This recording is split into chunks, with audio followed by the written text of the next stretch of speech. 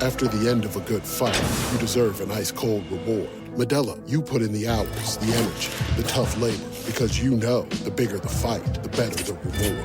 Modelo, the mark of the fighter. Drink responsibly. Beer imported by Crown Imports, Chicago, Illinois.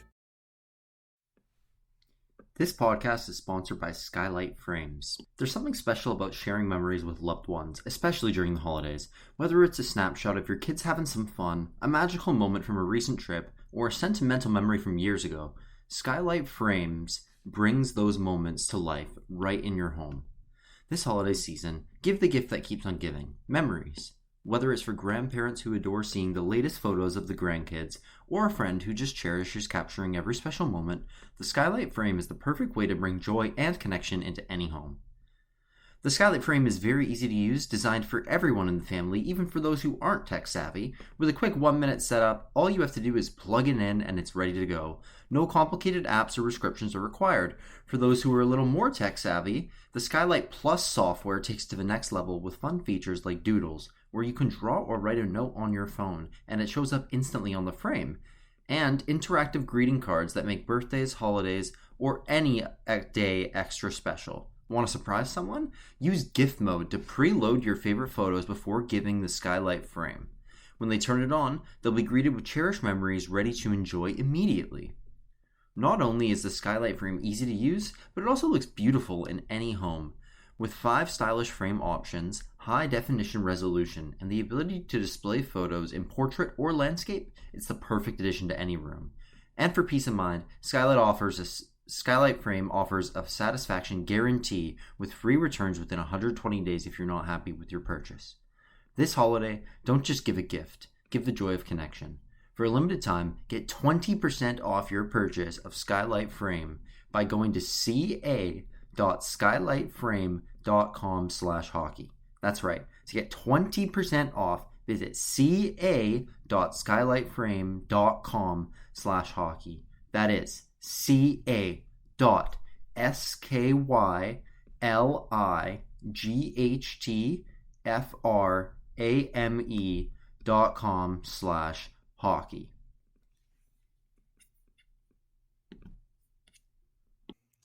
You got to study for what have you been studying for? Managerial economics was the big one. That was the scary one, but I got my mark back. Bro. I got my mark back, and I was right around the class average, so I was really happy with that. Is it curved? Yeah. Sick. I didn't do the best on the first midterm, but overall, I got my grades back, and I passed. So that's the main thing, right? Yeah. Other exams that I took, I feel good about. I got one more tomorrow. But I feel pretty good about it. So I'm not too stressed anymore. Pretty much through it. And just, get to kind of take a break and, focus on the pod a bit. And yeah, buddy. Yeah. How about yourself? No, dude. First finals week in Ever? a minute. First Since the end of fucking high school, dude. Yeah, so no, it hasn't been too bad. School down here is pretty easy, pretty simple. Yeah, I don't know. It's the only thing that I think it was kind of hard was the statistics final. Yeah, which is kind of shitty, but it's like a first year course, so it's not too hard. The stats final was pretty hard. I had an accounting final today, which was kind of decently hard. Mm-hmm. But then after that, everything was pretty straightforward. Just like a couple papers due, and a presentation. Good stuff. How's the team been? Not too bad. The boys still rolling or what? Yeah, we didn't do as well as we should have. We dropped to 11, I think, this week. Oh, okay. Which is right around where we should be. I feel like we should be anywhere from 10 to 15. Okay. Well, that's good. Especially with our strength of schedule, it's not that good. But we beat Iowa State, but we should have beat them by more. It's kind of weird games, and everyone was kind of checked out because everyone just wants to go home, dude. Yeah, I bet. It's fuck. All the boys that are they're homesick. They miss their families and stuff. So we just want to get those games over with and then go home. Yeah, that's right. Close. Yeah, that's right. So nice, buddy. So, yeah. See Belichick. Oh, we sat with UNC. UNC, absolutely unreal. I never thought that guy would get back into coaching. Yeah, it kind of surprised me, but I feel like all I see about that guy is him and his 25-year-old girlfriend. Everyone's like, yeah, if they're worried about his ability to recruit, look at his girl. His girlfriend's 25 years old. Like, fuck. The guy obviously has his way with words, so be fine. I think he'll be able to recruit pretty well. And also, UNC is kind of a sleeping. They're not very good at college football. Yeah, I was gonna say I didn't think that. I don't know anything really about college football, but I didn't think they were very good. They're a basketball school. Yeah, They're a basketball school. So maybe you can turn that program into something good. But I don't really know. Why he would come out of retirement to coach UNC unless it was for a bag. yeah, true. You know, like he's probably getting paid $1 million or a ridiculous amount of money, and I don't know. I think it's kind of interesting because why wouldn't he take an NFL job? Then you come down here and you realize how big college football is. Everyone fucking follows it religiously. Don't college teams pay more than NFL teams half the time too? I have no idea. It might be a stat, dude. Honestly, maybe NIL it's shit is crazy. Maybe it's only the biggest schools, but I could be wrong there. But yeah, I'm pretty sure sometimes they pay like better than the NFL does. Yeah, probably, dude. It's fucking honestly insane. Basketball too. Basketball's unreal as well. With the NIL shit, the players are getting paid too. Yeah. Like, you see how much like Travis Hunter makes? No, I haven't actually. How much? Dude, it's ridiculous. I don't know if it's actually confirmed or not. Yeah. But like probably more than his rookie contract in the NFL. That's absurd, man. That might be false, but I gotta check it out. But yeah, no, college is just like, it's different, man. I don't really know how to describe it, but okay, he makes $3.1 million, third amongst all athletes on the NIL 100. That's ridiculous. And he's going to college at Colorado, but he's like, it's just so cool that guys my age and like guys around younger than us, dude. Yeah, are making that kind of money already, going to college and getting an education too, which is cool. Yeah.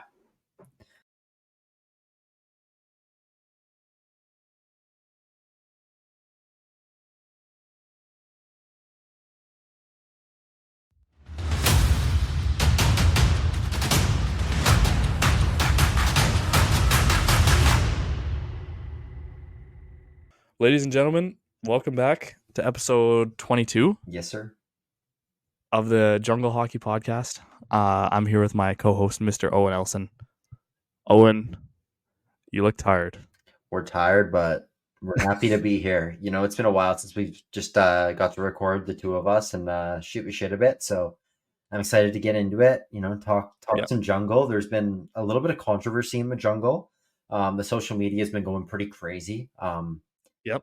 But you know, we gotta get some more listens and some more downloads on the actual pod. You know, the social media is growing, so hopefully, you guys who are listening to it, get other people, get your teammates to listen to it. You know, get them to download too. Please download. That's the best way to support us. So, yeah, I'm excited to get into the jungle though, and Four Nations rosters have been announced, so that'll be interesting to talk about. Yeah. And talk about that a little bit. We can get into, but yeah, how you doing, buddy? You know, feeling the same. Yeah. Feeling the same. I had my presentation and my accounting final today, so I'm done. Nice, which is good. Congratulations. I'm done. So now I'm just rotting here until my flight on Sunday. But last over the internet one for a while. Yes, sir. Recording. Yeah, I'll be home so we can do some in-person shit. Yeah, I'm looking forward to it, man. It's been a while, obviously. I mean, you left August 10th? Yeah, early August, dude. I it's crazy when I think about how fast this has gone. It has, and it's absurd. This semester for me, it's flown by. It flew by. Dude, how mental, especially with hockey. With hockey and everything, for me, it's just gone by so quick. Yeah, what were you saying? I was just gonna say, how mental is it? We're on episode 22. Yeah, dude. Like, that's even, like, I know that's not a crazy number, but just it's flown by. I can't believe it's that far in. Yeah, it feels kind of weird, and hasn't felt like a chore yet. So sorry, I said, hasn't felt like a chore yet. So No, definitely not. Yeah, thank God. It's been busy with yeah. the exams and stuff, but we're getting further, and to kind of celebrate that special guest today. Joe, you want to kind of take the floor on telling everyone who we got? Oh, right. So Chilliwack Chiefs legend. Also just a really good guy overall. Beauty. I've met him. I've known him for a couple of years. We're talking about Mr. Harrison Boldt, who'll be joining us on the podcast later. I'm sure we'll have a link or a timestamp for the interview here. Yes, But yeah, no, just a really good guy overall. Now plays on the Devon Xtreme in the Alberta Junior Hockey League. But yeah, just want to really good buddy of mine.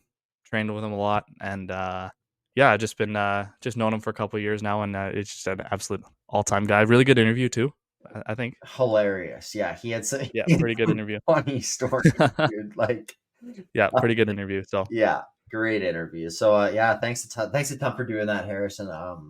Yeah, it was great to talk to you and just hear about your career. And he's he says he's got his eyes set on the NCAA. So I hope he's able to make that jump in the future. We'll get lots of the boys listening to this from the summer skates with in Chilliwack there. Hopefully. All right, for those thing I can't see, cracked open lovely Bud Light Lime. Okay, there we go. What are we talking about? Bud Light Lime, hit us up. Dude, actually, that would be unreal if we got a Bud sponsorship. Holy fuck. It'd be unreal. Yeah, we'll actually record if they give us one, we'll record video for every episode and each have one every single episode. Each have a beer? Yeah, every single episode. If they This is actually one of my favorite, like, it's delicious. Oh man. It's delicious. No free ads, but it's delicious. It is delicious. So buddies, the first thing I kind of want to get into here. There's been some big time cage controversies lately. So fighting's been picking up in the Pidge, the KI, the VI. Some of the clips we've been posting, there's guys in cages just pounding guys in visors who can't really do anything about it. So have you seen the clips or seen the comments and like the people like literally having wars with each other in the comment sections of these posts arguing about it? Yeah, I actually had to turn notifications off because I was just getting so annoyed. Ridiculous, dude. These guys beefing each other in there. Dude, there's a bunch of BCHL players in there beefing some guy on a burner. It's fucking insane. It's fucking insane. Do you see the video that we posted of the guy getting fed? Yeah. Like in the head is just unreal. Like I know. So yeah, I want to get your take on that one specifically. So that's Ferraro howling on Poco, who's been fighting quite a few times this year, but he does have a cage. In that video, like his cage is undone, but it's it's still a cage. Is he? Right? Is he 19? No, is he of age? He's too young. He's too young. That's the thing. That's the thing. Is it's like, I think it's different. It's different if you're old enough to wear the visor and you don't. Yeah. So the thing is, he would in a heartbeat if he could, and he is. I feel like yeah, and then you'd be able to get fed back. But should he still should he be allowed to be doing this if he has one? Like, I think if you're 17 or 16, you just can't fight. Like, what else can they do? Maybe more of a penalty for the guy with the cage. Like they get an extra 2. I didn't even check to see, but I kind of feel like he did. There's no way he didn't, dude. There's no way he didn't get an extra there because holy fuck, he just feeds the kid too. Like, you feel bad, man. Yeah. He just gets fed. Oh my god, I just got it on repeat right now. I'm just watching on my phone, dude. Well, we're gonna get Ferraro howling on in the future. I heard he wants an interview, so we're gonna get him on. But I did post a poll or not a poll, a question. I'm not sure if you saw it. I asked, "Who's the king of the jungle?" As in, like, who's the best fighter? So, first of all, I got some bad news. Is I only got like 3 replies for KI players, and none of them were like really serious. Okay. So, Joe, I got to ask you first. Who do you think the toughest guys in the KI are? The toughest, like 3 maybe? In the KI? Yeah, because nobody gave us any. So I don't know. Dude, you got to try and like think of some or. like actual tough. I don't know, like man. two Like heavyweights. I haven't played when there's actually been fighting, so I haven't been able to True. tell. Maybe we need to bring on Whiter on Revelstoke is pretty. He's an experienced guy because he played in the AJ. Oh, okay. I've seen him fight. Okay. And I've seen his clips of fighting, and he's pretty scary. Doesn't he like lead the team in points too? I don't know if he's Winning leading the city? team in points, but he's definitely has the most as a D man. Oh, I don't know if he's leading the team. Gotcha. He's definitely leading the D in scoring for sure. Who else am I thinking? I'm thinking of a guy on who has the most pims? I'm just gonna sort by pims here. You take away for the PJ here. Yeah, I'm gonna get some names here. I'm actually gonna go into the VI first. So for the VI, there were two guys that I actually got a few votes for each. One of them I have, or actually both of them we have posted clips of. I think one of the clips was actually them fighting each other, if I'm not mistaken. So okay, Logan Wright of the Campbell River Storm, who I also saw a video of scoring a nasty goal the other day too. So he does it all out there. But and I saw a video of him running someone over too. There's some accounts on Instagram that's been posting a lot of highlights from the leagues lately, and I've just kind of been reposting them. But it's been good to kind of see what's going on a little bit more instead of having to like search for it all myself. But yeah, so Logan Wright of Campbell River, who I've seen, and he looks like he's nails. Like he can fight, he can hit. He's a tough motherfucker. He got a few votes, like guys backing it up. And then the other one is Cohen Callan on Comox, who was actually Candy's roommate when we interviewed him in the background. I don't know if you remember, but he fought Wright, and I've seen Callan, a couple other videos of Callan fighting guys this year as well, and he's a tough guy. Played for Poco last year in the Pidge. As for the Pidge, there are 4 guys that got like a lot of votes. 2 of them wear cages though, so it's like I don't know if they count. Does it count the same? Does it count the same? I don't know. But they only wear cages because they're too young. Oh, okay. So they're tough guys. They're forced to wear the cage. Yeah. So one of them, Ferraro Howling, who we just mentioned, there was a lot of people said him. Okay. So, and then the other one is Peyton Legcoat on Chilliwack. Okay. That was the one who fought Peaver on Mission. Yeah.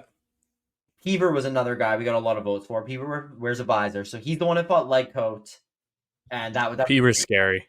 Peaver's a big boy, but Peaver's a scary boy. He's a great fighter, and in that fight, Legcoat's helmet was off, so that was fair game.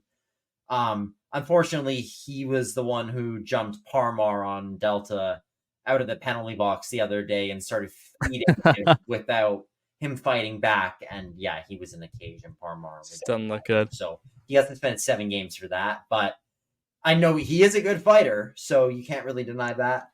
And then another guy, our last guest, Jaden Atwood, somebody brought up a few times. He has fought this year, and he did look good in his fight. So he was another guy I mentioned. Oh, man. Out of all those guys I just named, if anyone agrees, disagrees, be sure to let us know. If you see fights, send them to us. Let us know if you think there's a new King of the Jungle or who the biggest heavyweights are. Maybe some of the top fights you want to see. Personally, now, one I want to see is the 2 cage guys, Ferraro Howling and Legcoat, I'm not sure how you pronounce it, my bad, on Chilliwack. I want to see them both rip each other's cages off and then go at each other and see who wins that one. But yeah, that's... Well, I got a couple names from the KI here. That I wanted to throw your way. So one of them's name is Caden Stark, and I'll tell you for a lot of the time... Somebody said him. For a lot of the time for what when I played against him for the last 2 years, I was begging this guy to wear a visor. Like, this was like one of the guys where you're just like, oh, he's always chirping, he's always saying shit, he's always getting pissed off. So for reference, he's got 3 points in 22 games. How old is he? And he's got 142 pims. He's backing up his talk with the fights. I think he can swing. The league leader in pims with 162 is Alex Edwards on the Grand Forks Border Bruins. Yeah, I saw a sniper build. 165 pims in 20 games. That's crazy. So that's like just That's almost you're almost getting up to 10 pims a game if you add that. That's insane. I'm just looking at I sorted by pims here. Landon Jans was always kind of scary to play against. He actually puts up points though, so I don't know if he's a big fighter or not. Gotcha. Ben Edwards is Alex Edwards' brother, who's also on Grand Forks. He's in the top 10. Or he's in the top 12 Oh, for they still fun to play pims against. there. Yeah. But I think I don't know. One of my ex teammates, David Ander, is also. I think we posted one of his fights. We did post his fight against. He's got 86 pims in 26 games, so it drops off pretty considerably. I don't know if there's a definite best fighter in the league. I'll have to ask the boys a little bit here, but okay. Yep, Ki. Overall, I think we need more. The guy I'd be scared of the most is Nathan White on Revelstoke. I've seen that guy when he gets pissed off. I just wouldn't want to fuck with him. Fair enough. Okay. Yeah. But yeah, so the KI guys, like we need more engagement from the KI. So, share it around. We need more input. We need more guys sending clips. Like we don't really get sent stuff from the KI. So we need a little bit more of that to get going here. Maybe Joe, some of the guest ideas we've been talking about will help us out with that, hopefully. Yeah, in the near future. For sure. Yeah, buddy. Well, I think it's another thing is I posted a bunch of polls for the PJHL because to completely be honest, the standings are all kind of like each spot is pretty much between two teams, except for the second play-in the Tom Shaw Conference. So I'll just probably get into a quick PJHL recap here if you want to prep your KI one. Yeah, sure. I'll pull it up. Oh, quickly. No disrespect at all to the guys who got named PJHL 3 stars last week. But, Joe, listen, I'm not sure if you saw this. The second star of the week was a forward, 2 games played, 2 assists. What? Third star of the week, Abbotsford's goalie, 2 games played, 5.5 goals against average. What? Yeah, like Do they like computer generate these, or I think that's what I posted. I said, are these names? I think I said drawn out of a hat or computer generated, and like, the goalie save percentage was like 920 that week, so like that's not bad. And two assists in 2 games is fine. The guy who got first star had like 4 goals in 2 games. That was valid. But I'm not noticed. So no disrespect to these players, but what the fuck? Like, what's going? Yeah, like what's going on? So we're gonna start. I don't know quite when. Probably maybe more towards the new year. But we're gonna start posting our own 3 stars of the week for the Pidge.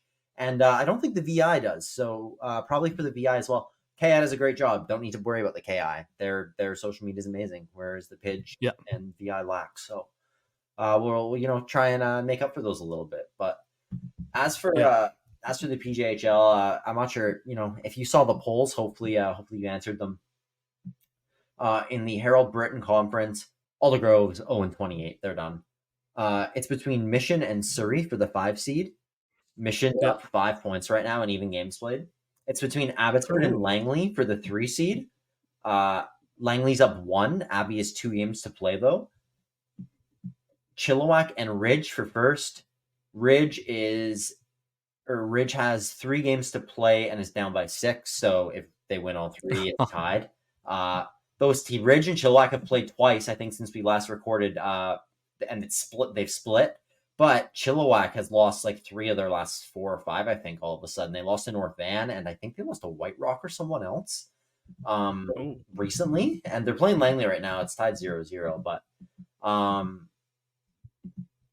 so they haven't quite been themselves. Also, another thing real quick, Mission had a huge win against North Van last night, right after North Van beat Chilliwack. So that was kind of crazy. 5-4 in overtime. Mission had a 3-0 lead, blew it. With I think with 5 seconds left, not even. North Van tied it. Lucas Davidson had a hat trick, my rookie of the year pick. Sick game for him. And then shout out my rookie last year in Mission, Ben Leslie, 2 goals, including the OT winner to get those big 2 points for the Laws. So they're looking like they might get that spot. But then it's going to be really tight between. It's close, eh? All those are going to be super tight. Then I'm a Tom Shaw. Delta's 23-6. Richmond's 22-6. They both have 47 points after the overtime losses and shit. Delta has 1 game to play, though, so that's super tight. Delta's looking better, though. I think Richmond's kind of like made a few trades. Okay. Then Poco, it's between... So Poco and White Rock are both pretty far behind Richmond and Delta, but they both have like 4 games at hand. So they're both tied with 35 points. And then, dude, it's actually crazy, the standing. So let me just say it again. Delta and Richmond both have 47. Poco and White Rock both have 35. Grandview and Coastal both have 28. North Van is 29. I mean, 27. Seriously? 27. And then Port Moody is 17. So it's so obvious, like, how it's going to end up. It's all just between, like... So, yeah, between Poco or White Rock, even games played, same amount of points. I think Poco's going to make more moves at the deadline and end up finishing higher. Grandview, Coastal, North Van. North Van's looking deadly lately until they lost to Mission. Grandview's goaltending's amazing, but we'll see if one of these teams ends up deciding to kind of become a seller and back down. I thought North Van was, but now they're looking so nasty. Like, this Perro kid... They picked up so many guys. Yeah, they always do when they don't start well. So North Van's competitive, and they could end up getting in there. Personally, I think they will. They have, I think, actually the best winning percentage. Oh no, Grandview slightly does by like 0.001, but whatever. I think North Van is the best team out of those 3 right now. But we'll see what happens at the trade deadline. Especially the initial trade deadline. What day is the initial trade deadline? I don't even know the dates anymore, man. 20th or something? I don't know the dates anymore, man. I know there's a trade pause right now. It's pretty soon coming up for the Christmas break, but I'm not 100% sure that like the final roster deadlines. Damn, I can't remember when it is, but yeah, it's definitely coming up. The final one is January 10th, but there's like a pre one, like the 23 man or whatever, or 25 man maybe. Yeah, I know the one you're talking about. Like the roster finalization, and then there's a trade deadline, right? Yeah. Yeah. I'm not 100% sure on what day, but it's like early January. Yeah, January 10th I know is like the final one. At least it usually is, unless they change. Yeah. Anyways, the KI recap here, or? Yeah, I don't You got anything more? let me just double check that I don't have anything else to mention. I mean, there's been a couple trades I guess I can mention quick over the past little while. So, Noah Gibbons from Richmond got traded to Grandview. He's a 20 bomb forward. And then we had the Delta Ice Hawks got Jonathan Soros from the White Rock Whalers, who Soros previously last year and actually started this year on Richmond and was like their number 1 D-man. So really surprised to see him on the move. Like, I didn't even know he was on White Rock in the first place. So I don't know how that all ended up working out. But he's on Delta now, and that's dangerous for Delta. Abbotsford Pilots acquired the playing rights to Ryan Sullivan from Grandview. I don't think Sullivan had been playing this year for Grandview. But he has a very they have him listed as a forward now. Maybe he switched to a forward, but he used to be a D-man. And he's a good player, so I think that's a good pickup for Abby. And then the Delta Ice Hawks transferred the rights of their goalie, Zach Shaughnessy, to the Estevan Bruins of the SJ. So I guess Shaughnessy was looking real good for Delta, and Estevan wanted him, so they sold him there. So that's a tough blow for Delta, but they got Merrick. They'll be fine. Yeah, exactly. They got Merrick, They're right? fine. So good for Shaughnessy for moving on to the SJ. And yeah, I mean the stats again are not a lot changes. Let me mention shout out the goalie stats real quick. I don't really know if I've done that this year. Garen Wickstrom on White Rock has been nasty this year. He's got a 9.25. He's got that's the highest. Coastal's goalie Nick Peters, 9.24. So 2 guys on teams that aren't at the top of the league that, just shows like how good they are. Like Peters is 9-12 and he's the second best save percentage in the league. Like that's kind of reminds me of Max Fowl last year at the start of the year. I think Fowl finished with a 9.45 on a 500 team, but and then we got Ronan Garrity on Grandview, 9.19 and 17 games played. He's been unbelievable. Peters 22 games played. That looks like the most besides Luke Roberts. Probably the most. Wow. No, Luke Roberts on Chilliwack is 24. That's a former Chase Heat goalie, right? This is a mini meditation guided by Bombas. Repeat after me. I'm comfy. I'm cozy. I have 0 blisters on my toes. And that's because I wear Bombas, the softest socks, underwear, and t-shirts that give back. One purchased equals one donated. Now go to bombas.com/listen and use code LISTEN for 20% off your first purchase. That's bombas.com/listen and use code LISTEN at checkout. JC goalie, yeah. Good Yeah. guy. Numbers aren't the greatest compared to those other guys, but they're not bad or anything. But yeah, just those are just a couple of the top goalies. But player stats, like you guys know, there's nothing new on here. I'll probably go over them again in the future, like maybe next time we record. But nothing notable's changed for me to really get into it. So if you want to jump into AI, Joey, I'm yeah. to me. I will. So Revy's been on a heater, man. I've seen that. They've taken down in the last 4 games. I think they've taken down Kimberly, Fernie, and Princeton. And then also, who else did they play? Williams Lake. But they're on a little bit of a mini streak here. They're looking good. They're looking better. They're top of the power rankings right now. They're 9-1 in their last 10. Grand Forks is 8-1-1 in their last 10. They're also looking pretty solid. A better goal difference than Revy in the last 10 too. And then Quesnel has also been sneaky good lately. Yeah, 7-1-2. They've been nasty lately, which is weird. I know, which is good. So we'll get to the standings here. yeah, but it'll show. Dude, it'll show you. They have to fucking relocate. Like that's not easy. Like on a yeah, I know. Like you got to gel, and it took a while, but now they're looking sick. So good for them, man. Yeah, they're not looking too bad. Columbia Valley as well has been on pretty solid, 7-3, and then Kamloops has 7-3 in their last 10 as well. So Kamloops and Quesnel in the same division there, yeah, which is looking interesting. And then Fernie is also right there with Kamloops at 7-3. As an honorable mention, Kamloops has really picked it up, eh? Yeah. We'll get to the let's go to the standings right now. Where is that? Sure. Like you said, Kamloops has been picking it up, but that division is tight, very tight. Chase has 2 games in hand on Kamloops, but they're 5 points back. So assuming they win both, they can go to 28 points, which would have them tied with Hunter Mile, who also has a game in hand on Kamloops with 28 points. And then Quesnel is sneaky coming up a little bit. They're 22 points with 22 games played. So, and then Williams Lake isn't even that far off. Like Williams Lake is only 10 points off the top with 3 games in hand. Wow, on really? Kamloops.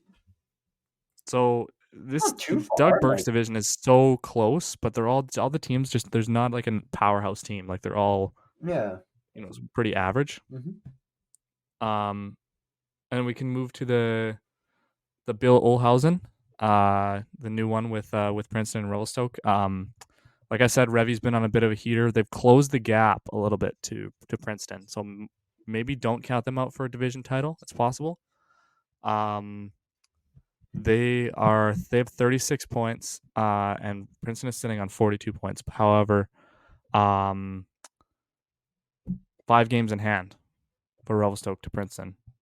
Yeah, it's looking like if Revelstoke can win their games and keep playing the way that they do, and still beat Princeton with the in-division matchups, those are going to be huge. But yeah, and then Merritt is also falling off a little bit, and Sicamous are sitting on the same amount of points as Merritt, so they're both at 30. That's pretty much locked up. The playoff picture in that division is pretty. You can pretty much figure it out pretty quick. Don't forget about Fernie, Owen. Dude, they've been looking sick. Yeah, so they're starting to play their games now. Yeah.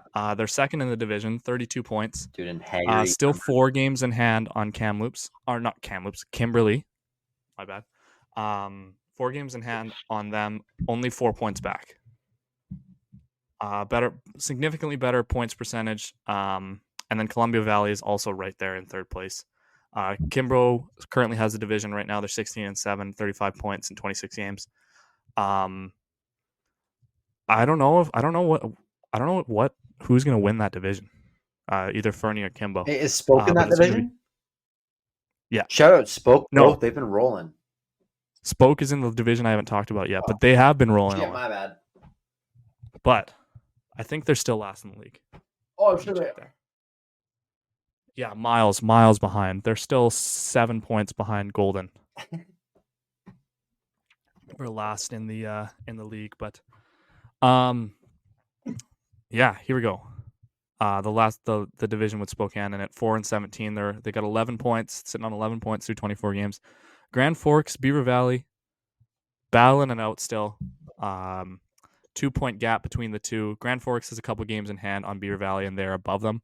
So assuming Grand Forks, wins out here, they should take a 6-point lead on Beaver Valley. It appears a lot closer than it is, I guess. But yeah, that kind of recaps the standings here. We can go to player stats, and I'll just do the top. Yeah, I need like 3 stars too. Oh yeah, the 3 stars as well. Levi Astill has passed and started to form a gap on Matthew Langdon. Yeah. He's on a fucking heater, dude. Yeah, I know.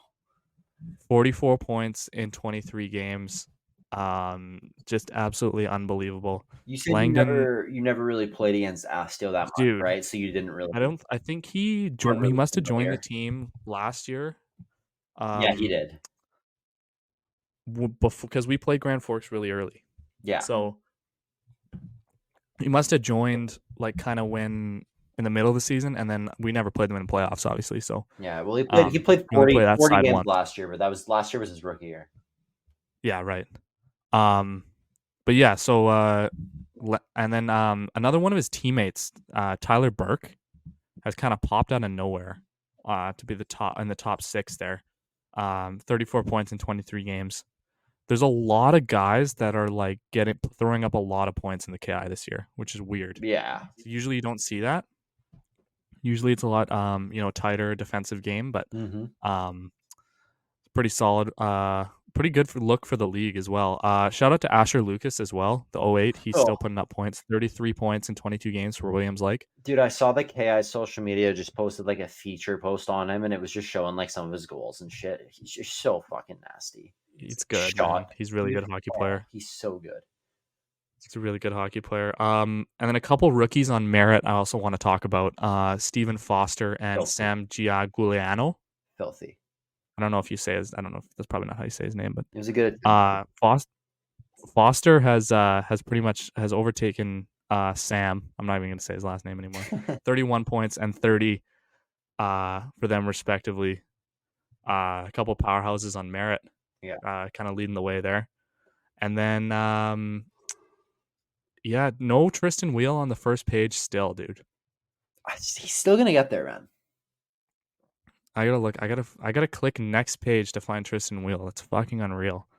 26 points in 26 games, so he's point per game. That's still good, dude. Like, he'll figure it out. He's still not. Is there any other guys who you thought were like really gonna pop that haven't really? Tyson Horiachka on Princeton, I thought was gonna absolutely pop. He's been picking it up lately though. Oh, okay. So don't count him out. Colton McLeod has a surprising number of points for being on Revelstoke. Considering we never have guys that put up points. He's 29th in the league, second pager, but still, Coden Fournier I thought would put up maybe a few more. He's on Fernie, but they're still they're not having bad seasons. Yeah, no, I know. I just meant like guys you thought might like explode this year who are just been good. No, not yet. I think that. An unexpected one for me was Eric Martin on Fernie. He's a D-man. He actually got hurt last year. He hurt his knee again when we played him. And I didn't know if he was going to come back and actually play even because I thought he was really hurt. Yeah. But he's back and better than ever. He's got 30 points in 22 games as a D-man. He's leading D scoring. Ew. So I thought I'd shout him out there. That's probably my last one there. That's sick. But yeah, I think that pretty much rounds it up for the KI there, Owen. Sounds good, buddy. Well, I can get us into the VI because there's the VI. The VI has been having some pretty major changes lately. There's been a lot going on.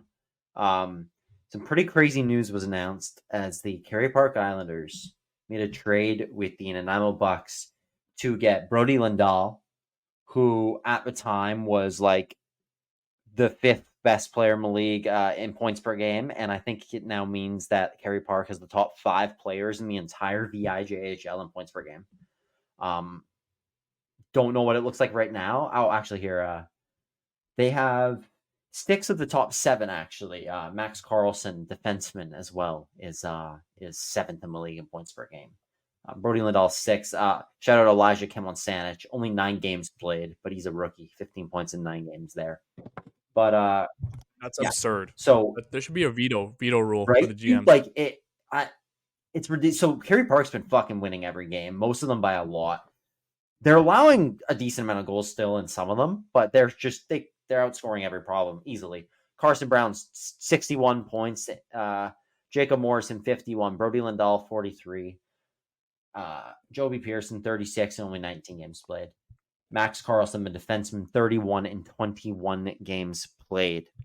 Talk about, we were saying there weren't really many defensemen on the first page. We got 3 now. So Max Carlson, who I just mentioned, who is doing it in only 21 games played, which, I mean, on Kerry Park, how easy is his job probably to pick up points on that power play with their big guns. Imagine that peeper, dude. Yeah, dude. And they who do you put on the peeper? Who do you put on the peeper? You got 6 of the top 7 players. Like, who do you cut? That's a good question. I honestly don't know, because like Finley Klippenstein was the MVP of the team last year. He's only played 10 games. He's got 17 points. He can't be taken off. Fuck, I would just not want to be their coach. Yeah, dude, like that's a tough job for Jake. I guess you probably don't put Brody Lindahl on it because he's the new guy. The other guys probably have chemistry. Gotta earn it. And like, it's not like the rest of the guys in this roster are slouches. Like, there's a lot of other players that are close to point per game. So it's like PP2 is still going to be rolling. So maybe having Lindahl like kind of run PP2 on his own would like benefit there, if that makes sense. Yeah. He's nasty. This team is just so filthy. I think they're my favorite to win now. I don't see anybody stopping them. But a couple other players in the VI to shout out numbers wise. There's finally a couple other defensemen. UC Sarni Joe, 30 points in 29 games. Woo! From Finland. He's 13th in the VI in points. He plays for Victoria. And then Austin Garrett, 06 defenseman on Victoria as well. 28 points in 25 games. He's got 11 goals. That's pretty impressive. So a couple guys that we didn't mention for D-Man of the Year that we clearly should have. Having great years. So good for them. As for the standings,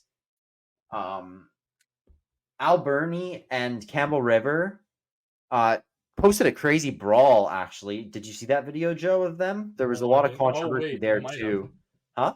It's the one where the 15-year-old AP was getting, like, punched in the back of the head while he was down, if you saw that. Are you kidding me, dude? Yeah, okay, but listen.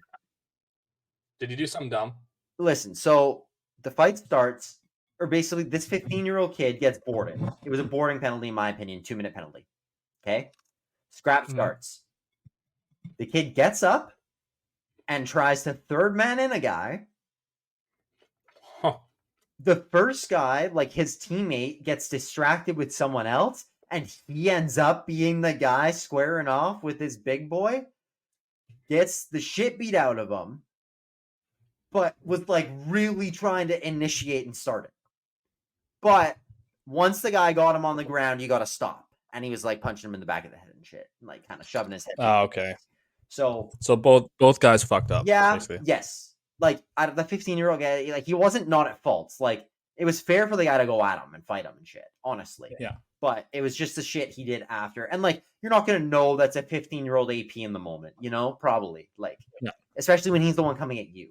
But that actual line brawl itself, dude, Campbell River fucking dummied every single one of Alberni's guys. Like. Alberni's been nasty this year. Campbell River did get the better of them in that game and is ahead by 3 points. But Alberni's sick. And they've had a couple other good scraps, but they got worked to miss one, dude. Like it was a pretty one. They got worked. Fuck. They were my pick to win, weren't they? Yeah, they were, but they're only 3 points back. They're both good teams. It's going to be a bloodbath between the playoffs, dude. I'm excited to see it. Then we got, dude, Comox has passed Nanaimo. Nanaimo's been brutal lately, and Comox has been okay. Nanaimo's got 2 games at hand, only 1 point back, so we'll see what happens there. Lake Cowichan also only 3 points back in Nanaimo, so we could see them try and sneak up into the 4 seed there, but I still don't think Cowichan is going to be able to get there. And Oceanside in 6, they're brutal, 3-20. So on to the South Division. Honestly, surprised Kerry Park isn't in first yet, but Peninsula is so good as well. Speaking of, though, like, Kerry Park smoked them the other day. Like, Kerry Park watched them really? like 6-2 or something, I think. Yeah. So Kerry Park will get there. It's just these other teams had such more starts. Yeah, it's just going to take time. So Peninsula leads the division with 48 points. They're so sick. West Shore second with 43. They're 19-4-4-1. So, yeah, sorry. That's like 19-4-5, I guess.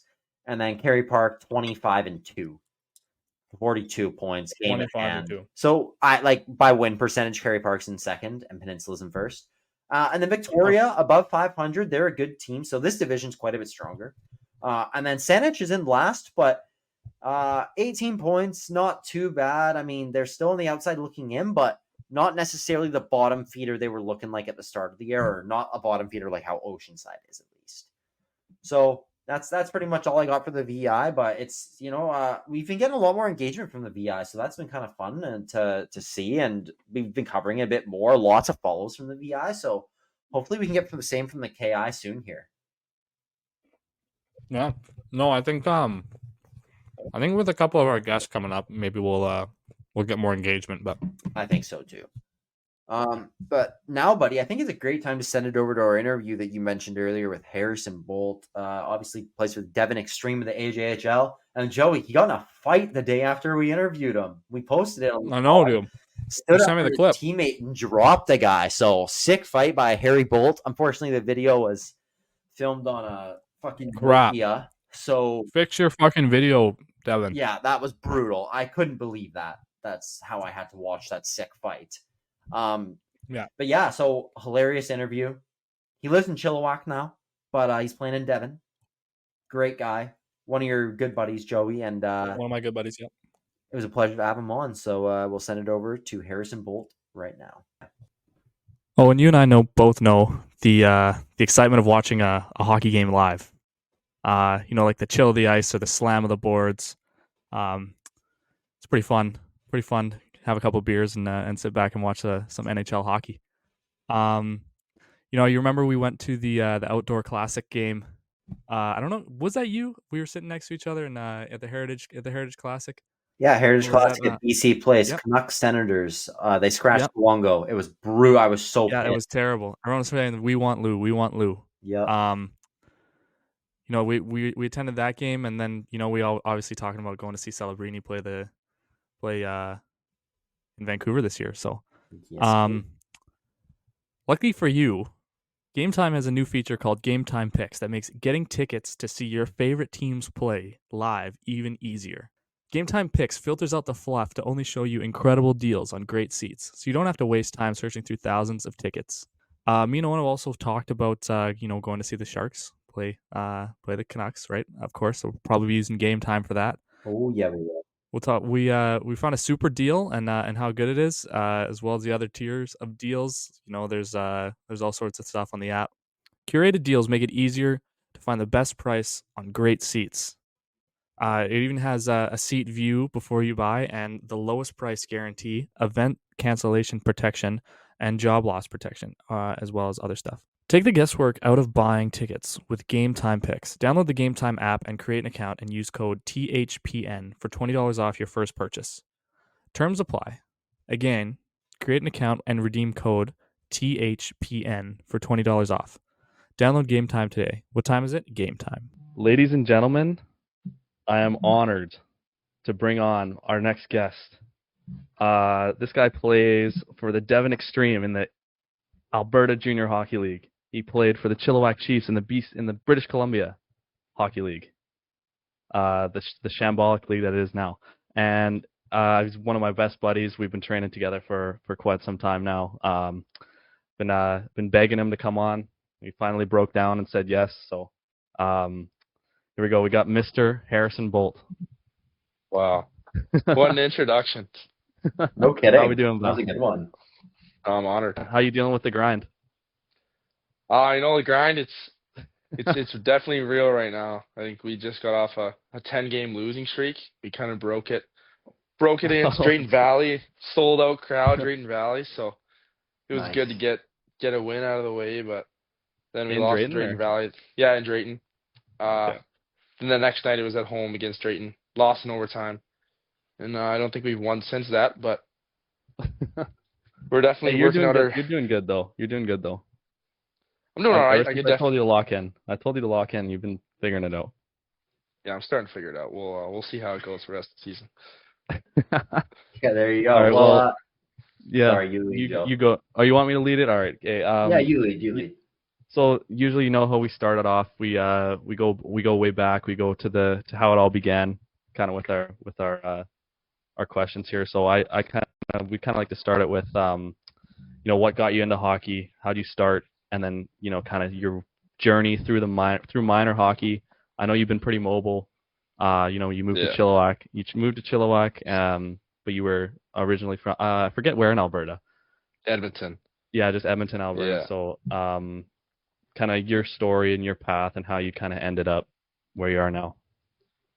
Yeah, so I was kind of all over the place, honestly, like through minor hockey. But my dad kind of forced me into hockey. I didn't like it very much, but pushed me into it. And I think by like 8, I kind of started actually liking it. So I played it was called SWAT. I played SWAT growing up, and then I went to Southwest Zone, and then I tried the Super League. Did not work out, the HSL or whatever. So what level is this? What are we talking here? We're talking U15. It would be now, I think, like Bantam. Okay. Or no, this would be like Pee Wee. Pee Wee? Whatever that is. So U13, eh?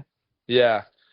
So then I ended up playing like on the north side for KC in Edmonton, which was weird because I lived on the south side. But I played there for 2 years. It was awesome, but it was a hike. So I went back to Southside Athletic Club to where I lived. Played there for a year, U16, and then went to OHA and then played there for a year, and then went. Would that have been Elite 15s or?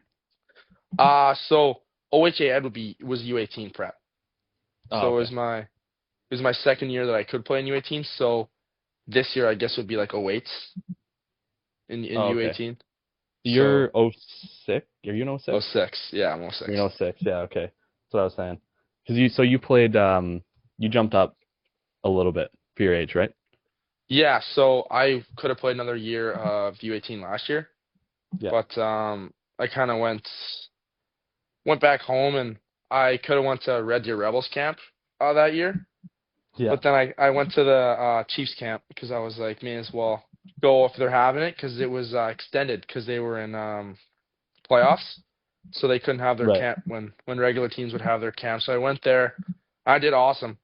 And then they kind of asked me to come back and train with them and go to main camp and stuff. So I ended up signing with them, making the team. So then when Red Deer caught wind of that, they kind of got a little pissed off. And they're a little pissed at you or what?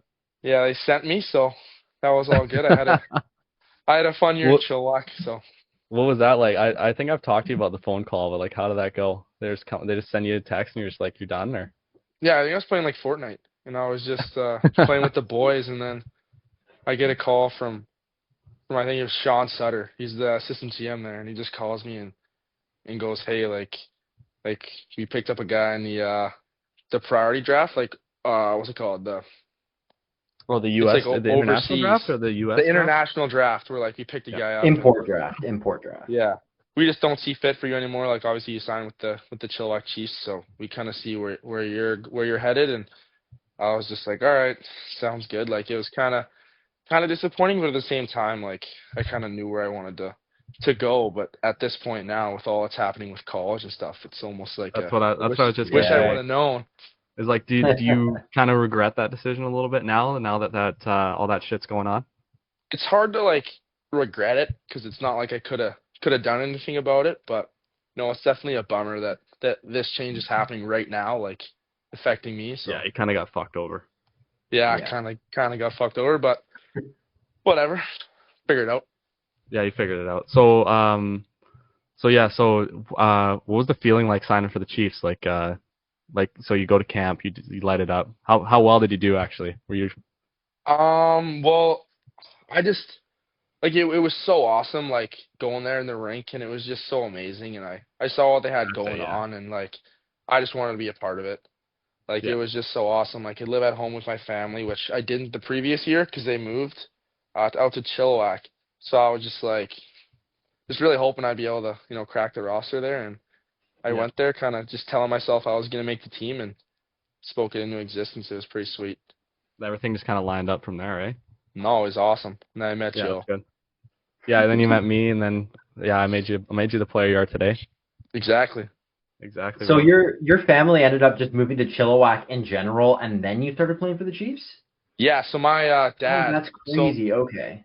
So my U18 year, my dad got a job on the Trans Mountain Pipeline over in Hope, I believe. Okay, yeah.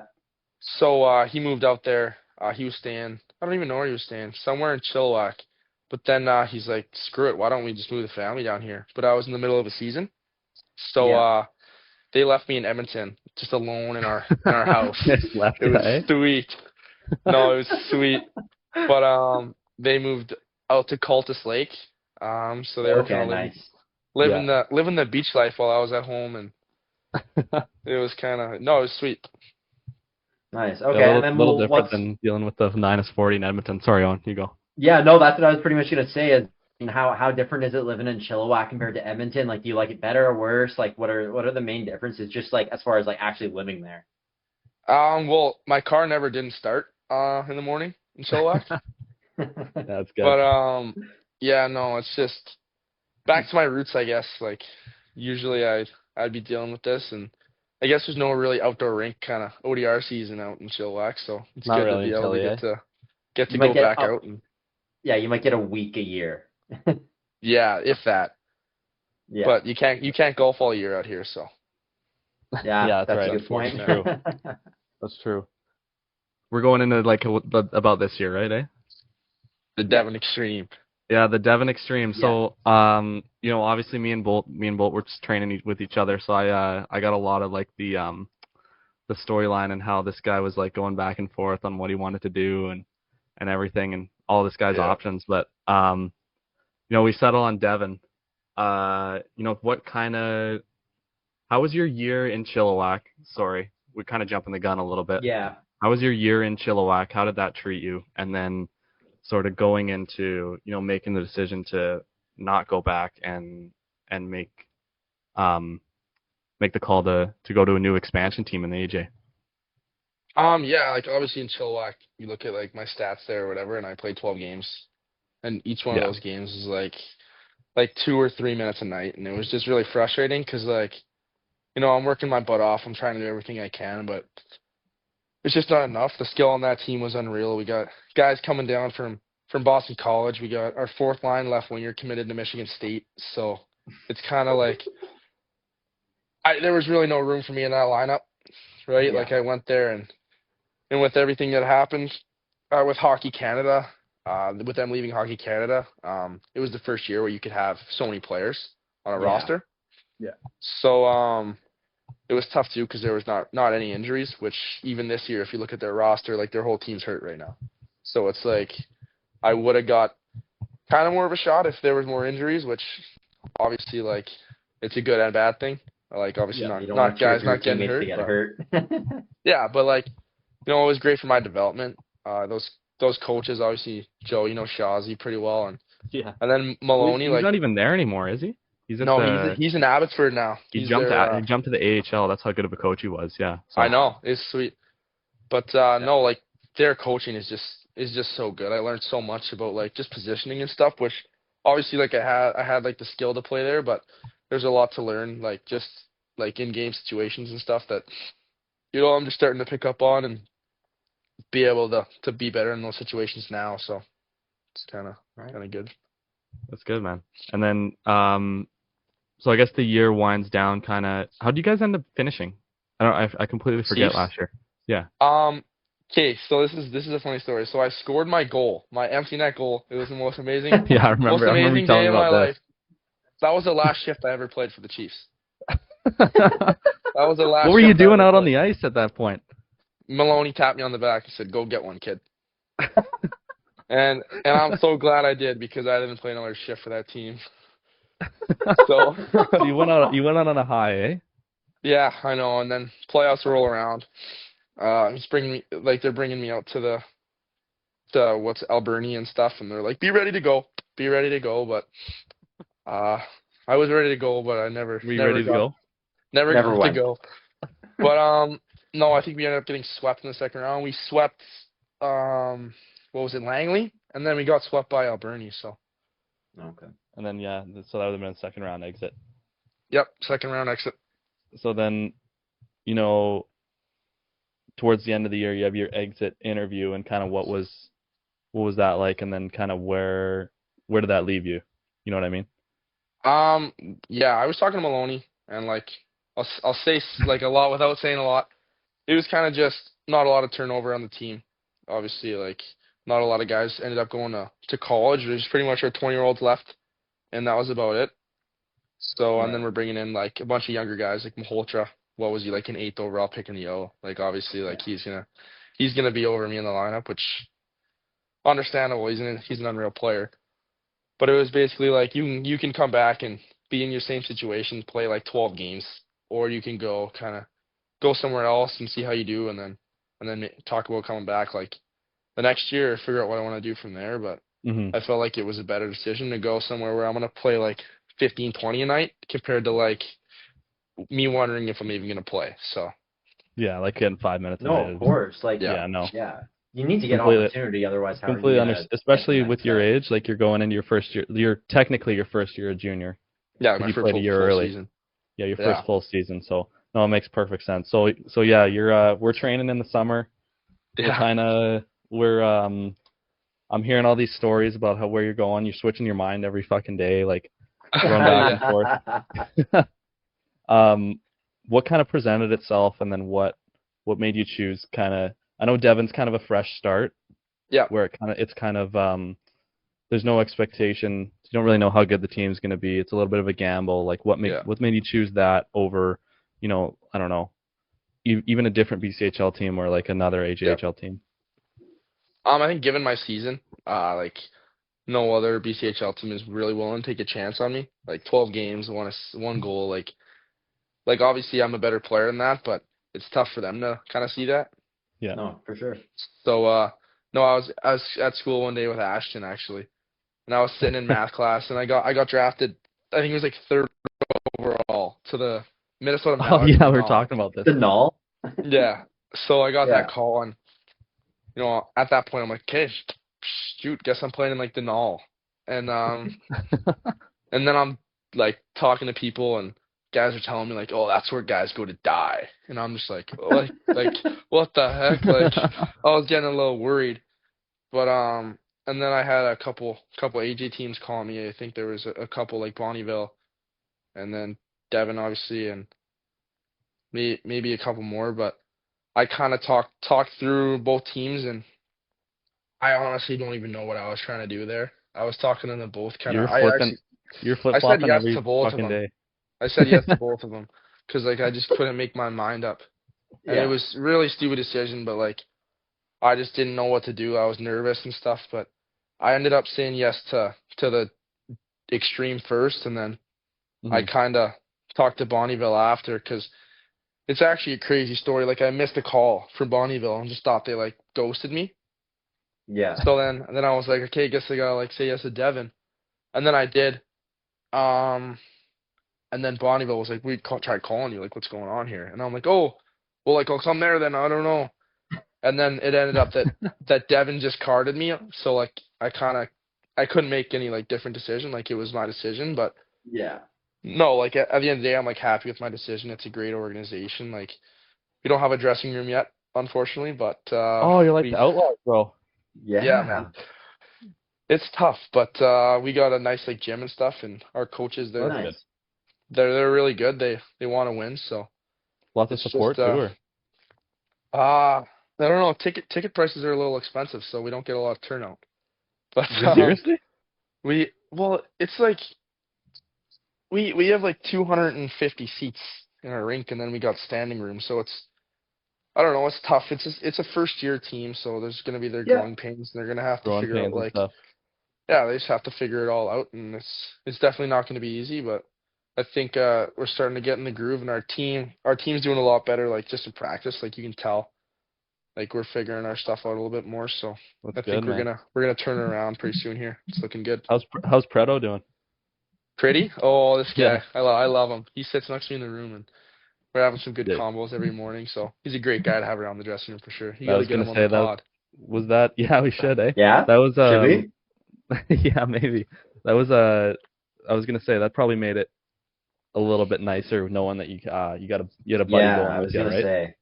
Yeah, no. In the summer, me and Tyler were kind of talking. We didn't know like what was gonna happen with the Chiefs, so he kind Yeah, of right. talked to Jamie Jackson. He was actually our skills coach last year, and he ended up getting a U18 prep coach job at Nax, which obviously is ran by the same owners as Devon. Yeah. So Jamie kind of talked to them and kind of recruited me and Tyler, and I was the first one to kind of jump the gun and go to Devon. But once Tyler kind of came and hopped on board, it was kind of more like it's better for me knowing that like I kind of had some familiar faces around good. the rink and Yeah, stuff to of go course, with. for Yeah. sure. Yeah, That was the same with me coming here. One of my teammates Yeah. also committed here at the same time, so Yeah. it made me feel kind of good that I at least have one familiar face, and you know you're going to a new town, right? yeah, and that's the thing about them, like the Mallards. Like it was so unfamiliar. Yeah. I've never gone to the States for more than a week. Like it was just really like nerve-wracking to like go move to Minnesota. Like I probably wouldn't be able to bring my car there.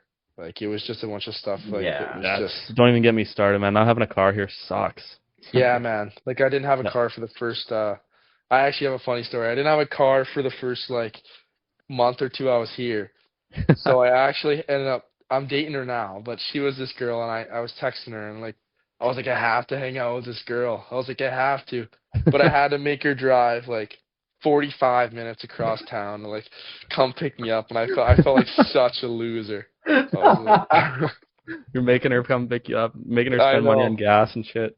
Yeah, and her dad actually knows a guy that's friends with my dad, and he was texting my dad. He's like, get your son a car. Get a car out here so my daughter doesn't have to keep driving around town. Well, hey, at least you're dating her now. It ended up being worth it, and you got wheels now too. So Yeah, I know. compare that.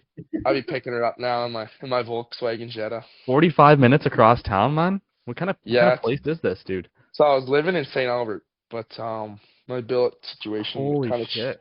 kind of changed. So now I'm moving into a billet closer to the rink. I think it's like 15 minutes away Okay. from the rink. So That's good. But yeah, people don't know Edmonton. That's kind of no, it's pretty just far.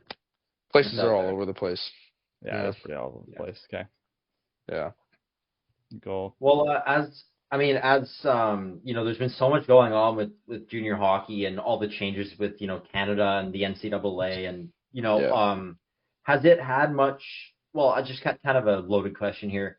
Did you notice a lot of like change from last year to this year? And I know you're in a different league now, but regardless, like, has there been a lot going on? And then has it kind of directly affects you or your team very much this year? And what do you kind of think is in the future when it comes to this whole situation? Yeah, there's some guys leaving our league even for the Western League. So, when your top-notch guys leave the league, it's kind of a big deal. Like you kind of lose some speed and some skill in the league, and obviously like the AJHL, it's noticeably like slower than what was the BCHL was last year. Right. But yeah, like obviously it affects like the players like me who kind of said no to signing in the Western League at one point in their life, and then now it's kind of like wishing you woulda signed because like now it just doesn't even affect you. Yeah. But no, it's definitely tough that like a tougher situation to be in. But I like a challenge. Like obviously I'm still planning on playing NCAA hockey, so I need to just figure out a way to make that happen. Regardless, Gray Ramsey can do it. I'll find a way. I was gonna say Rammer committed to TSU, so No, I know. Good. Congrats to him, man, dude. That's Yeah. unreal. Oh, It's rare, yeah. TSU, man. Yeah, he committed to TSU. Is it weird playing against him? Have you played against him yet? He's in the null. Oh, he's in the null. Fuck, Yeah, I forgot he went. I forgot he left He went to Olds. the null. I forgot he left Olds. Chris. Yeah, okay. No, I'd be too scared to play against him.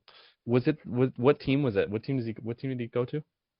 It's like Alaska. Some team in Alaska, and they're like half in Alaska, half in the States. Yeah, I'm not sure what the team's called, but okay. It's a grind. It's the null grind. Dude, yeah, it seemed like it was gonna be a grind, but no, yeah, okay. So kind of my last little question here. I guess you kind of alluded to it. Your goals moving forward and like kind of what you see yourself doing in the next couple of years and kind of where you want to be at.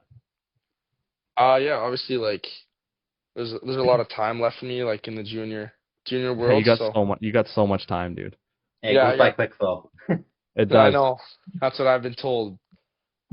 But yeah, hopefully I can just keep getting better every day. Like there's some stuff that I need to work on. Like I want to keep working on my shot, like just get stronger.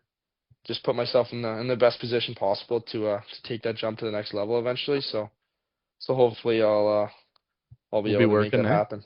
Yeah, I'll be working. We'll be working. We'll be working. We'll be working. Fitness, bro. Watch out. Yeah. Don't want to miss that, bro. No, I can't wait. The summer's a grind, but it's fun, man. So it's been pretty good. Sure. No, I always look forward to summer with Joe. So. It's pretty fun. No, that drive from Mission to Chilliwack kind of sucks though.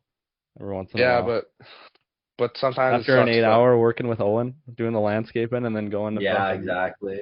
Going to train with these guys, and these guys have been chilling at home all day. Fuck. That's not true. I worked a concession job in the summer. It was the worst thing I've ever done in my life, and I'm gonna do it again because they pay me nice. But like, I'll go on the weekends. The weekends I just wake up, I go make French fries for 13 hours, probably 13 hours, and I'm dripping sweat. Like I'm honestly dripping sweat on the people's French fries, and I'm just like, it's disgusting. It's disgusting. Dude, don't eat Bolt's French fries. Don't say the name. Place. Don't say the name of this place because they're gonna get health coded here. Yeah. Yeah. Let's not talk about that anymore. Okay. Well, I like to keep making my money. Yeah. Well, I kind of, if Joe, you said you don't have anything else. I mean, if you think of something, you can say it after. But I just I always want to try and ask guys if they have just like an all-timer story they got to tell from their playing career, or just any story, or a best chirp you've ever heard. You could do both of those, just one of them, anything you can give us, just for to entertain the listeners. Okay, this is like something that happened a couple of days ago. I was thinking this question was going to come up, but I'm not going to say any names because this is just crazy. Fine. But so after a game, like we lose all the time, so it's like screw it, like we'll just get together, like we'll still get together, like and just kind of make do with what we have kind of going on here. So we go to one of our buddies. I'll say his name because it's fine. It's just his house. His name's Matthew Buros. You guys probably know of him. He played he lives in Coquitlam. But anyways, we go to his billet house, and some boys just having a couple of drinks or whatever. And one of the boys gets so hammered. So he walks upstairs, and this guy has like a 15-year-old billet sister. So apparently she Dude, is this a podcast? Is this a story that can go on the pod or no? This can go on the pod. This is like this can go on the pod for sure. But so she walks into her parents' room, and she's like, she has growing pains or something. So she goes in there and she's talking to her parents. Meanwhile, one of my teammates is just absolutely hammered, walks into her room because we stayed there a couple weeks before that, and he was allowed to sleep there because she wasn't home. But he walks into her room, into her bed, and just starts sleeping in her bed because he doesn't think she's home. So because he stayed there before. Yeah, so she walks back out of her parents' room, walks in the room, and she just sees this guy sleeping in her bed. But this guy, he's hammered, so he thinks it's one of the boys like coming in, and he just tells her to get the fuck out. And she has no idea what's going on. So she goes back to her parents' room, And she's like, this guy's sleeping in my bed. But long story short, she ended up sleeping with her parents, and this guy had the best sleep of his life. No way! They just They didn't even kick him out? No, I left him there, and the funniest part of the story is this guy's car, he parked in the middle of the road because he thought he was going to be there for like 30 minutes. So his car, he wakes up, it's in the middle of the street. Just when he wakes up. It's insane. Oh my god. That's an all-time story. Holy That's so fucking funny. It's all my god. Yeah, well, I mean, I don't got that's an all-timer story, but if you got anything else for us, then that'd be great. But if not, I don't have anything. Leave us with an inspirational message here, Bolt. All right, guys, are you ready? Yeah. I'm gonna set this up because this is really inspirational. Whoa. And I want to be professional here. You have to strive to get 1% better every single day. That's what you kept telling me in the summer. That's it. And Joe, you did because you're lighting it up at Drury. I just know you are. That's what we're doing, man. Go. 9 in the country. How's the dome feeling though after getting smoked? Oh yeah, you see that clip? Everyone's seen that clip. Fuck, we got like 150,000 views on Insta with that thing. Eh? That's insane. I texted that guy on Instagram and I was like, yo, you hit my fucking boy Joe, I'm gonna fuck you up. And he just never answered me. He doesn't want it. He tried to follow my girlfriend on Instagram. What? Yeah, like I caught a random stray. Yeah, the day after. Who the hell is this guy? We need to find this guy. Or something. I don't know his name. Yo, we need to get him on the pod. We need to get him on the pod. Get him on the pod, interrogate him. It'll be funny all the time. Yeah, it would be. I would love that. Maybe one day. Maybe he'll come on. Maybe he'll come on. Yeah. That'd be we can do like the what is it like? Fuck, what when they get two like athletes who hated each other to sit down and have a conversation, like those ESPN. Oh, like Nate Diaz and Conor McGregor before their game. Yeah. Before their fight. Or you could set the pod up as like Larry Bird and Magic. Yeah, of course. Like your faces would be on like the both podiums of the court, and like there'd be a judge. And you guys have to talk about it. Just chirp each other. Fuck.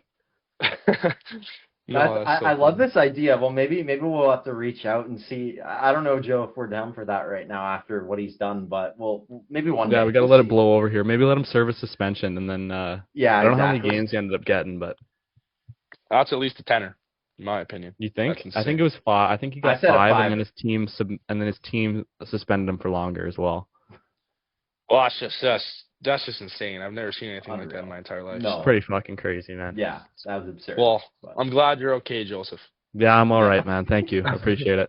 No, we appreciate you guys. We appreciate you taking the time out of your day to come on here too. No, dude, I probably just scrolled TikTok anyways. So I was talking about getting you on in the summer, man. So this has been a long time in the works, but no, this is sweet. I'm happy to get a chance to come on and stuff. I'm gonna have to get you back on when you do your full commitment. Maybe we could do like a live commitment.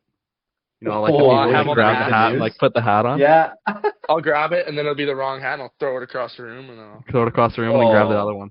Yeah, if you're ever committing, I'll put on like a Michigan one and I'll be like, get that shit out of here. I'm not going there. It's like pick up like TSU, baby, go with Rammer.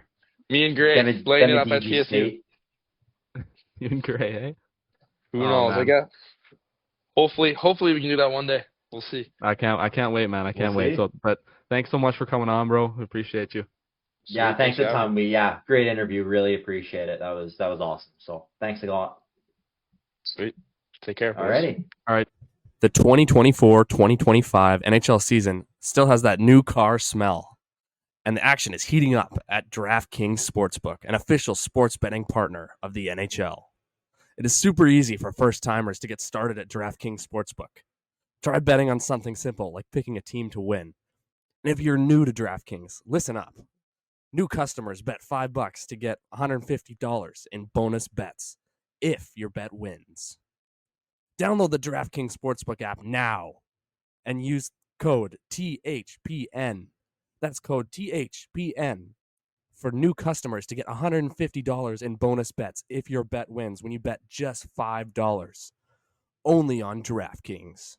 The crown is yours. Gambling problem? Call 1-800-GAMBLER. In New York, call 877-8-HOPE-NY or text HOPE-NY 467-369. In Connecticut, help is available for problem gambling. Call 888-789-7777 or visit ccpg.org. Please play responsibly. On behalf of Boot Hill Casino and Resort in Kansas, 21 and over. Age and eligibility varies by jurisdiction. Void in Ontario. Bonus bets expire 168 hours after issuance. For additional terms and responsible gaming resources, see dkng.co/ice.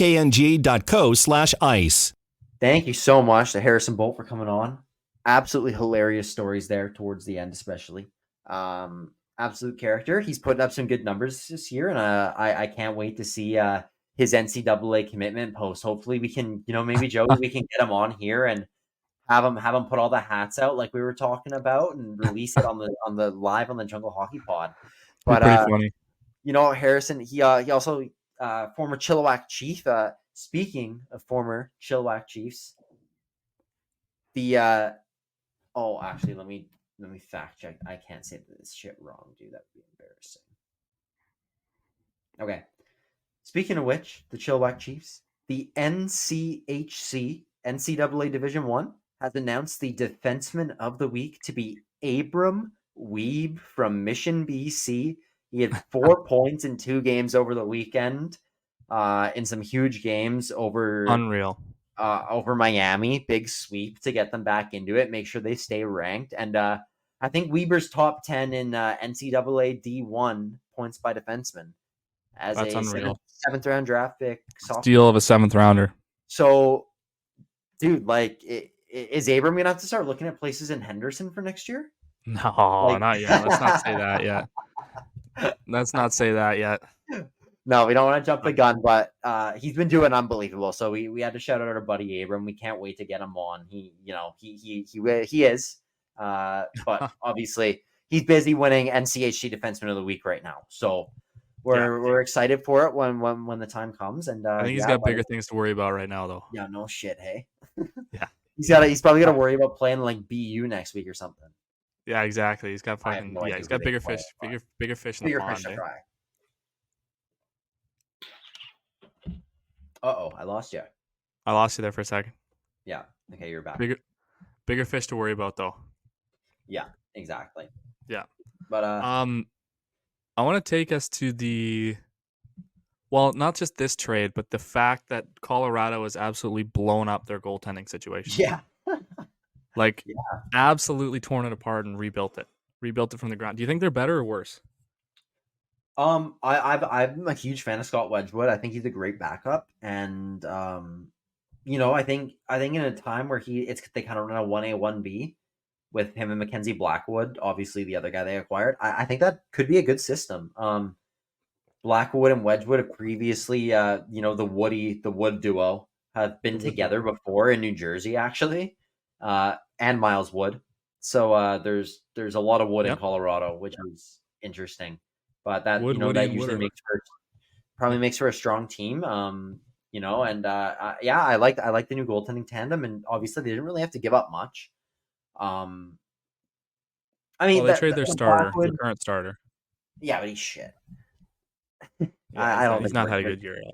So I don't like the Blackwood deal. They had to give up a first round pick is in there. I actually don't have the details. Do you have them pulled up? They traded goaltender Alex Georgiev, forward Nikolai Kovalenko. Oh yeah, I didn't love that. A 5th rounder and a 2nd rounder for Mackenzie Blackwood and forward Giovanni Smith and another 5th round pick. Yeah. So fun fact, I believe that this is the 2nd time that the Colorado Avalanche have traded a Kovalenko for a goalie or something. Like his dad got traded for Patty Waugh. What? Yeah, that's like insane. Colorado traded Nikolai Kovalenko's dad for Patty Waugh way back in the day. I'm pretty sure that was like a random ass stat I saw.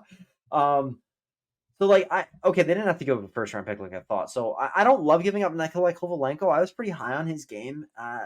I would have loved to see him get more opportunity, but at the same time, Mackenzie Blackwood should be pretty good, and I like how. How he's played despite being in fucking San Jose, and I mean he was kind of bad in New Jersey, but I don't know. It seems like he's kind of unlocked his game. He's been absolutely very, very good for San Jose. I know he has. Yeah, and all the analytics back it up. So I hope he finds success in Colorado, and hopefully Colorado finally has their goaltending tandem figured out. Yeah. Should I get into my? Oh no, keep going. I want to hear everything you've. I was just gonna say. I rate Scott Wedgwood as a really good backup goalie. Me too. Yeah, and I rate Mackenzie Blackwood as like a medium to high potential starter. It's a perfect 1A 1B, dude. I think so. I think it's exactly what Colorado needed because they're having to compensate for 2 or 3 shitty goals a night. Yeah. Well, dude, like remember how like clutch it was when they had Pavel Francois to back up Kemper when Kemper like would play bad or when he got injured. Yeah. Especially in the playoffs, Francois went 6-0 when they won the cup. Like that was huge. So having that backup to rely on, like they haven't been able to rely on goaltending. And as good as Cale Makar is, he's brutal defensively. And he's not for some reason he's gotten worse this year defensively. So hopefully he patches that up, but it doesn't even really fucking matter. Hughes for the Norris. Hughes has been actually really good defensively this year. He's been way better than usual. So that's been interesting. But I kind of forget where I was going with that. What were we saying? Oh yeah, like I don't know. I just think that I think it fits what Colorado needs. Exactly. Look at what we were saying there. Yeah, I think so. I think watch for them to kind of have a good month here, and then go into the new year with better. They'll be way better defensively. They'll be able to score goals and actually keep leads. Yeah, they got most of their guys back now, except I think like Sam Girard and obviously Landeskog. Oh no, I think Drouin. Never mind, dude. Drouin. They still have a few injuries. I was just gonna say, as soon as they get healthy, they still got a lot to have. But Nishushkin's been sick since he's got back, so that's great to see. So hopefully he can stay with it. Yep. Love to see that, especially for the fantasy team. Yeah, I agree, man. Yeah. What were you gonna say? Jacob Trouba. What a shit show.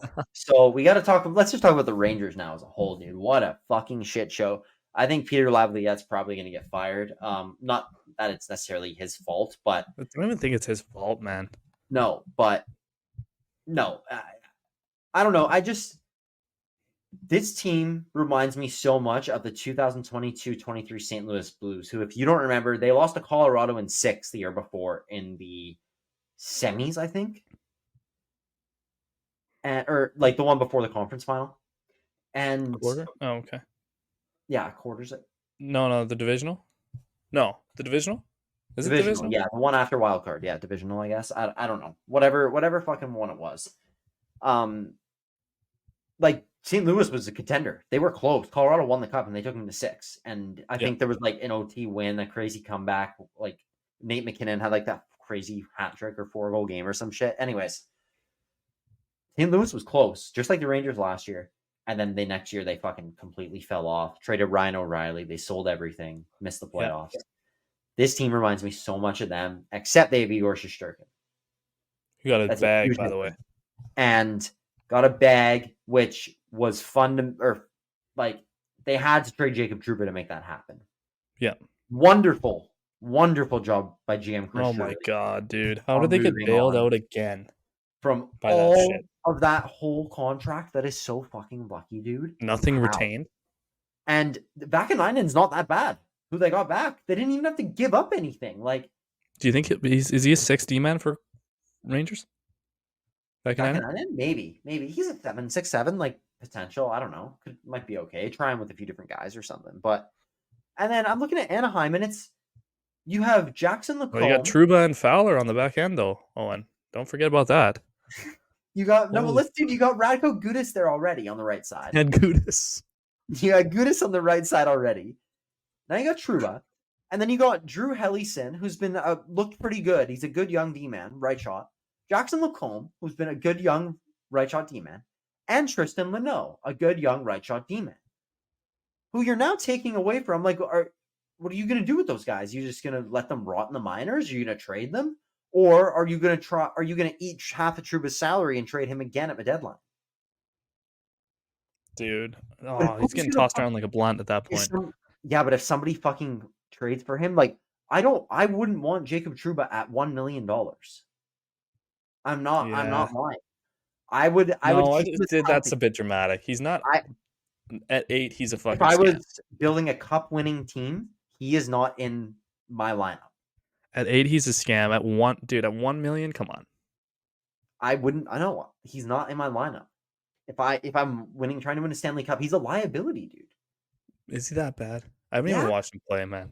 He's that bad, bro. I swear. I promise you, he's that bad. Damn. I kind of feel bad, man. I feel bad for the kid. Yeah. Like, I kind of feel bad too. And like, he was talking about like the decision. I don't really feel that bad, dude. He's the dirtiest fucking player in the league.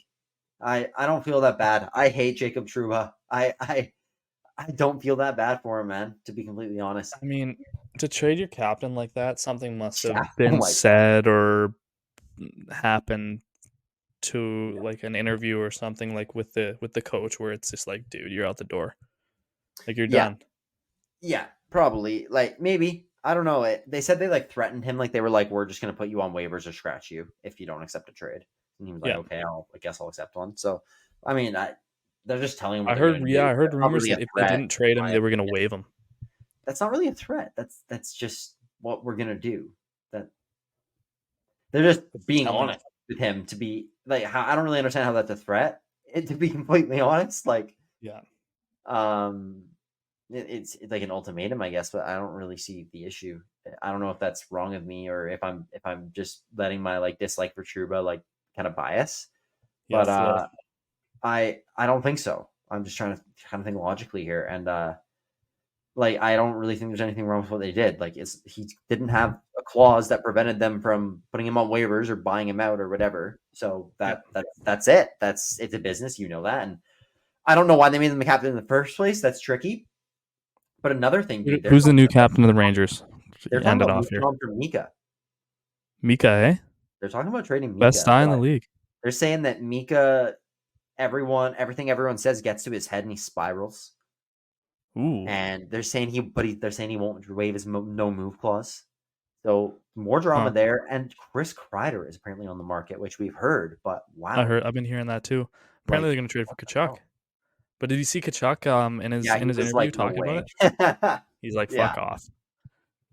Like it's all fake, whatever. Which he could just be saying for media, but you never know. Something about him just like doesn't seem like that would happen. I don't know. Yeah. He's a good captain in Ottawa. Can I say, like, how nice would Chris Kreider be on a line with JT Miller and Brock Besser on the Rick Tocchet forechecking system? Don't put ideas in my head, man. We need D-men. I know, dude. I know. We need Rasmus Anderson. Maybe we can get Schneider. No, there's no way they're getting Schneider. We're getting Rasmus Anderson. I would love Rasmus Anderson. That would be beautiful. I would adore Rasmus Anderson in the blue and green. Fuck. Maybe we can get them to give us Kuzmenko back too, like just for free or something. Kuzmenko. He's getting scratched for the Flames too. Yeah, maybe we can move on from Myers and get Kuzmenko back to make Pettersson happy again. Yeah. Pettersson's been good though. Pettersson's been playing better. Rusk. Whew, what a He's unreal. What a signing. Puis Suter, what a signing as well. Oh, he's been so He's good. Leading the team. Is he leading the team in goals still, or is it DeBrusk? I think it's DeBrusk. All of our signings, Kiefer Sherwood too. All of our signings have been good. Yeah, dude. Yeah, you gotta like props to them for those signings. I was a little critical of DeBrusk signing early on. It just took him some time to adjust. He's been great. That was a good deal. Yeah. Way rather have him than Lindholm for the price. Sorry? I'd way rather have DeBrusk than Lindholm for the price. I'd rather have Sherwood than Lindholm for the same amount. Yeah, exactly. Like, honest to God. Lindholm, yeah.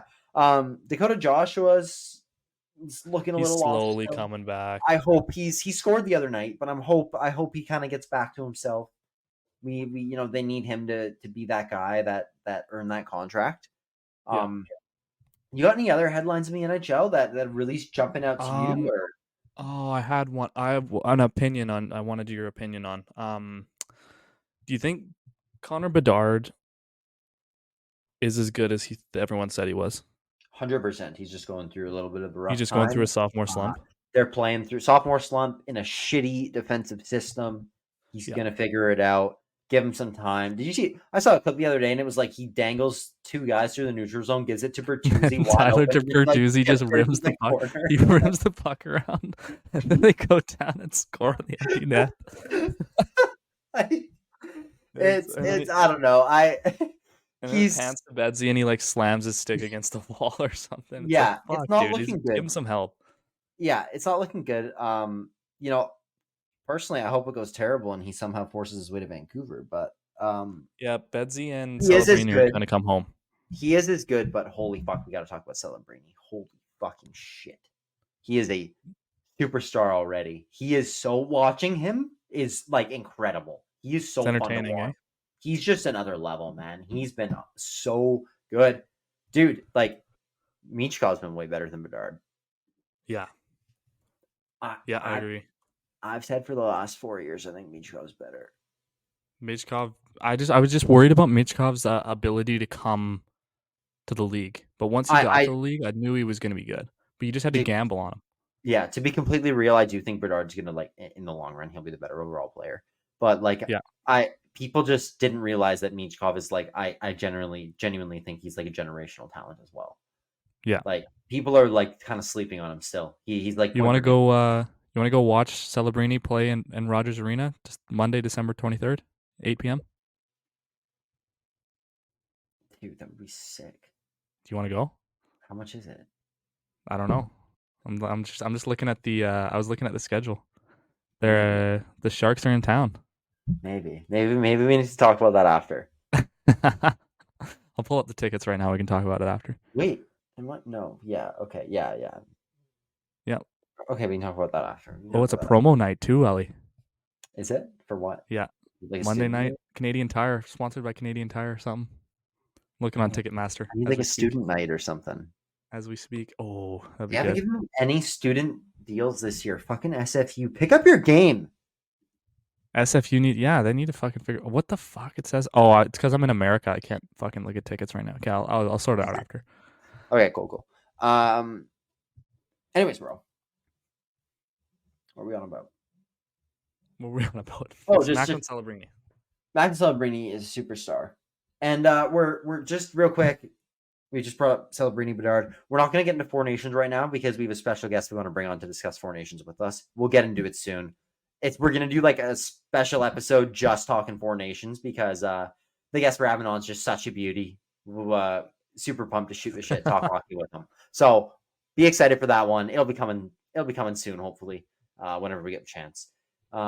Anyways, dude, another guy we got to mention, the first player in the NHL with 40 points, Marty Nakish. Holy shit. See the video? Can you believe he's kept it up? Game with his voice? Huh? See the video of him playing the chicken jump game with his voice? No. Walk. No, you haven't seen that? Okay. Oh, yeah. Never mind, I can talk. I've seen that. Sorry, yeah.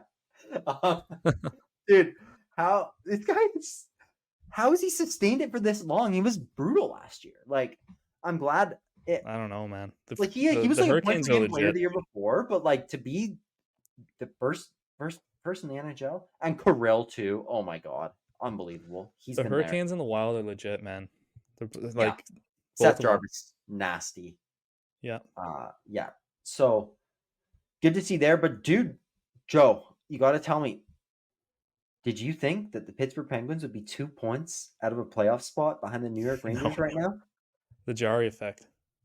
Jari's been playing good. Not last game. He got shoved last game. They lost 6-2.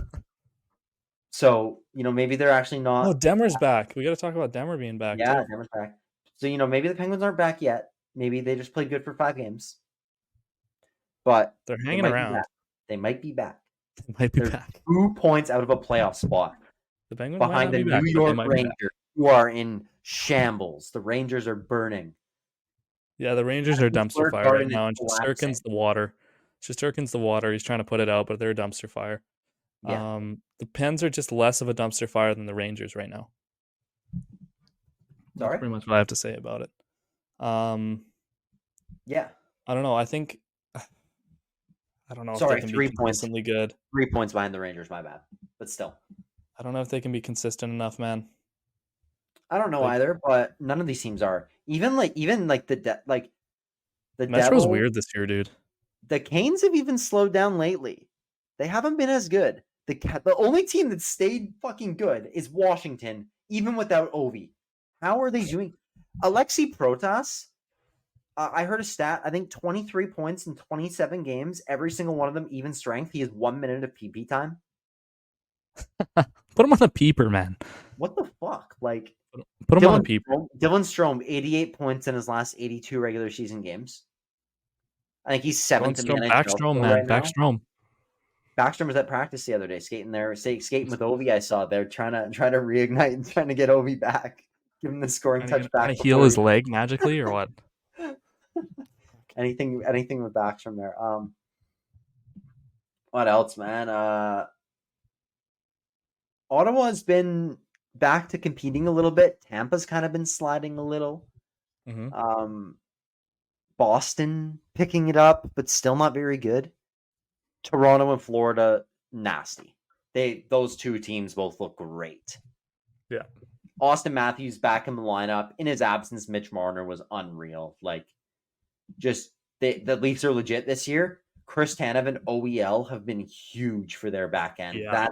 This team is finally built from the defense up. They got good goaltending. Stolarz is absolutely unreal, man. He's been so good. USA. And I was so high on him a couple years ago, and I was just too scared to say something about it because I just loved the way he played.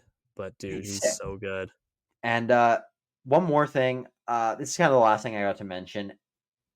The Winnipeg Jets are kind of slipping. They're third in the league. Fully. Not fully, yeah, but they're slipping. They have not been the same team. They haven't looked good. It's because Scheifele didn't make the Four Nations team. We'll get into that, but also Nashville's lost 8 fucking games in a row. I have UC Saros in fantasy, and it's been killing me. But besides that, it's so fucking funny. They're a dumpster fire. They're even worse than the Rangers, probably. What are they gonna do? Nothing. They can't do anything. They're locked up. What are they gonna do? They traded Phil Tomasino to Pittsburgh. Thanks, dude. He's got like 6 points in 6 games since he's got there.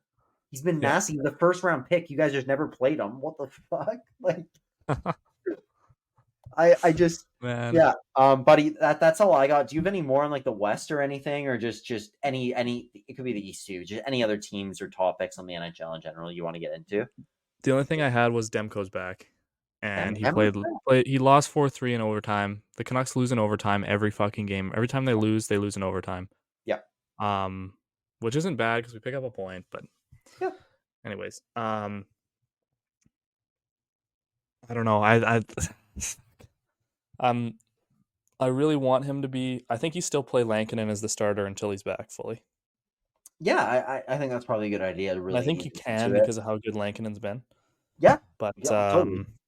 But yeah, no, I think that's pretty much it, man. That's all I had. Looking to go into that Sharks game though. What's up? Any other topics at all? Like any things we want to talk about here? We've been going for a while, haven't we? An hour? Holy fuck, hour 15. Yeah, it's gonna be a good one, bro. That's good, dude. I think that's all right, man. If you're good, yeah, I'm good. I just want to make sure we didn't like miss anything important, like sports news. Oh, you see, Rantanen had like a hat trick or like 4 goals and an assist the other night. Fucking just ridiculous. Yeah, okay. I don't really think I do have anything. So, all right, buddy. Yeah, I guess we'll wrap it up. The next one will be in person, Joey. I'm really looking forward to seeing you. Looking forward to having you back. I'm excited. Having exams done, it's gonna be a good time. So we'll have a beer here. We'll get some good interviews going, some good pods going. We're excited. What time is it? It's getting a little late. I don't know if I'll have a beer actually. Maybe I'll have some ice cream. Little celebration. There we go. Celebration. So yeah, everyone, please, we really need and appreciate the downloads that you've been given. So, please be sure to download the episodes. Download the pod. Undownload them after. It's fine. Just give us a download, we appreciate the streams. We would really appreciate some growth on the other social media platforms. The Instagram's popping, but we would love to see some on the other platforms. We'll get posting on them a little more with the break coming up here, especially. Holy So fuck! yeah, That video has 100K. The one you just posted. which one?